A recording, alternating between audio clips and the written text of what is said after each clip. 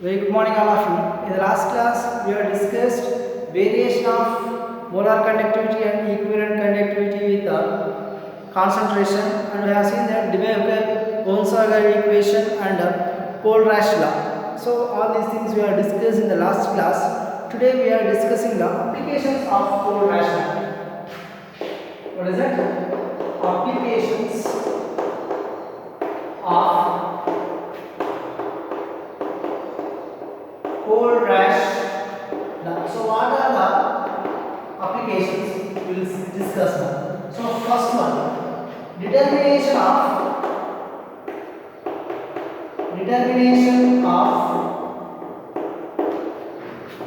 limiting molar conductivity of weak electrolytes.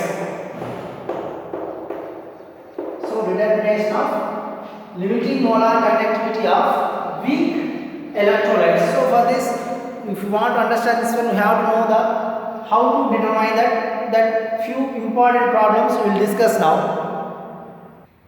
So look at this problem. Calculate the limiting molar conductivity, in short form I have written LMC, of acetic acid if limiting molar conductivities of HCl, NaCl and CH3COONa is x1, x2, x3.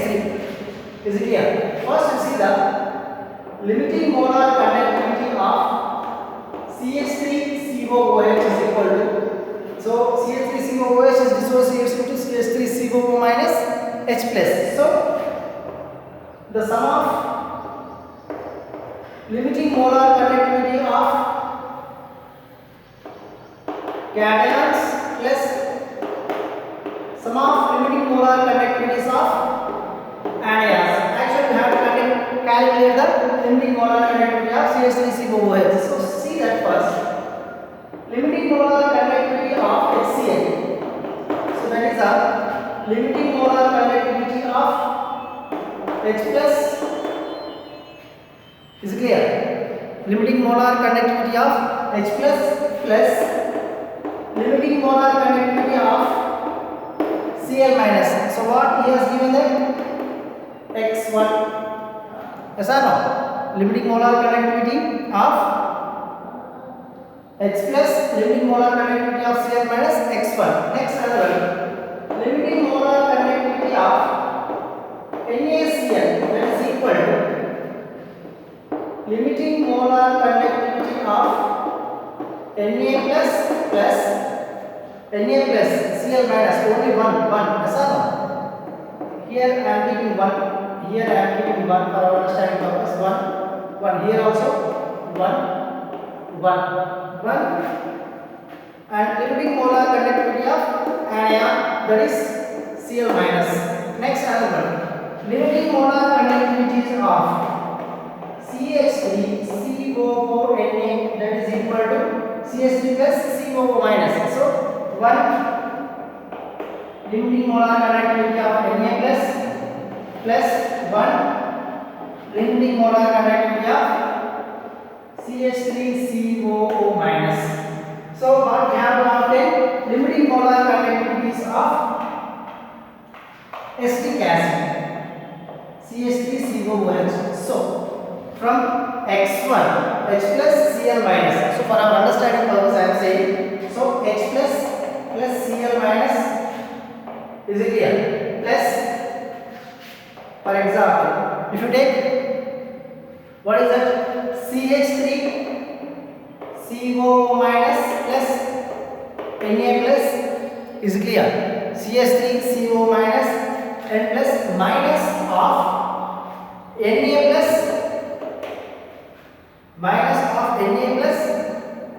plus Cl minus. So this will become minus, this will become minus. So this Na plus will cancel, this Na plus will cancel, this Cl minus will cancel, this Cl minus will cancel. Finally, what we are getting? H plus CH3COO minus. For understanding purpose only I am saying. So now what can I do? So limiting molar conductivities of HCl plus limiting molar conductivity of acetate minus limiting molar conductivity of NaCl. So that is equal to x1 plus x3 minus x2. That is a limiting molar conductivity of acetic acid. Understood this one? This step is very important. Simply, if you want to get finally what you have to get CH3COO minus H plus CH3COOH. So for that purpose, I am adding that x1 and x3 and I am subtracting that NaCl. So finally we will get that x1 plus x3 minus x2. So this is a limiting molar conductivity of CH3COOH. Once again I am explaining. Limiting molar conductivity of acetic acid they are asking CH3COO minus plus H plus. Here 1, here 1. So 1 I get that. Molar conductivity is the sum of the cations plus anions. So HCl also the same, NaCl also the same, CH3COO Na plus and CH3COO minus. So all are we are ready. If you subtract that equation, if you add equation 1 and equation 3 and subtract equation 2, add 1 and 3 and subtract 2, finally the limiting molar conductivity of CH3COOH. I hope all of you understood this one. Clear? For example, if still you can't understand that, so one more technique also I will explain here. If you take that, find we have to calculate the limiting molar conductance of CH3COOH. So CH3COONA plus HCl gives us CH3COOH plus NaCl. For example, this we have to calculate how much. So this is a, for example, x1, x3 has given like that. So if you want to calculate this one, it has to come like this one. So CH3COONA plus HCl minus NaCl. So if you take the molar conductivities, then it will be better. So this is x3 plus x1 minus x, like this also we can do. So this is also you can apply and calculate the limiting molar conductivity of acetic acid. Okay, now we see the one more problem. Calculate the limiting molar conductance of ammonium hydroxide. Given the limiting molar conductivities of BaOH taken twice, BaCl2, NH4Cl. So limiting molar NH4Cl, first you can take BaOH taken twice. So BaOH taken twice is split into Ba plus 2 of 2OH minus. So now limiting molar conductance of BaOH taken twice is equal to, here 1 is there, so I am keeping 1. If you want you can keep always the Ba plus 2. Limiting molar conductivities of cation plus 2 limiting molar conductivities of hydroxide ion, that is equal to, how much they are given? 523.28 Siemens centimeter square mole universe. Next come to the barium chloride. BaCl2. So BaCl2, Ba plus 2 plus 2Cl minus. So limiting molar conductance of BaCl2 is equal to, that is limiting molar conductivities of cations plus limiting molar conductivity. How many are there? Conductivities of anions. That is how much is given? 280. Next term, limiting molar conductivities of ammonium chloride, that is NH4Cl. So NH4 plus Cl minus.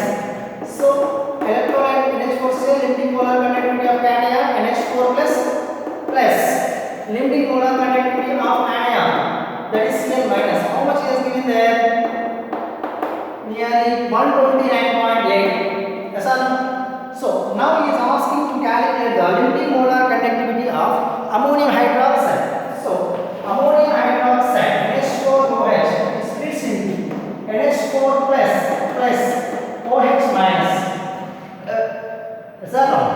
Now, limiting molar conductance of NH4 plus NH4Cl, the electrolyte is equal to limiting molar conductivity of NH4 plus limiting molar conductivity of COH minus. That's the NH4 So now what we have to do? So for that, for understanding purpose, simply I am writing the equation. So what is the final what we have to get? NH4OH. So how will we get the NH4OH? Where is the NH4? So NH4Cl plus OH. Here we are having BaOH taken twice. Yes or no? NH4OH plus BaCl. So to balance this one, what can I keep here? Can I keep here of BaOH taken twice? Yes. Can I keep here of BaCl too? Yes. So now we can see that. So we have calculated the limiting molar conductance of NH4OH. So if you want to calculate this one, this has to come this side. So finally what we can write? So limiting molar conductivity of NH4OH is equal to limiting molar conductivity of NH4Cl plus of limiting molar conductivity of BaCl2. Are you able to understand? Plus minus of limiting molar conductivity of BaCl2. Is it clear? Not BaCl, not this is the BaOH taken twice. BaOH taken twice. Simply, if you want to calculate the limiting molar conductance of NH4OH, so we have to add NH4Cl, BaOH taken twice, of BaOH taken twice, molar conductance, and we have to subtract the limiting molar conductance of BaCl. So finally, so value of the limiting molar conductance of NH4Cl. What is that? NH4Cl 129.8 plus limiting molar conductance of BaOH taken twice, how much? 523.28, half. This is very important. Half 523.28 minus of BaCl. So BaCl how much here? Yes, here BaCl 280. So minus half 280. Is it clear? So after solving this one, what is the answer we are getting? That is the limiting molar conductance of ammonium hydroxide. Is it clear? So this is the determination of limiting molar conductance of weak electrolyte. So once again, calculate the limiting molar conductance of NH4OH. Data we are given BaOH taken twice, BaCl2, ammonium chloride. So we have written that limiting molar conductance of each and everything, and finally we are calculated the. So simple technique here. First we have to write that equation which is balanced. So after balancing that one, simply we have to find what we have to calculate. Then we have to arrange the reactants and products order-wise, and we have to add the values. So we will get the answer. Is it clear? Is it clear? So this is a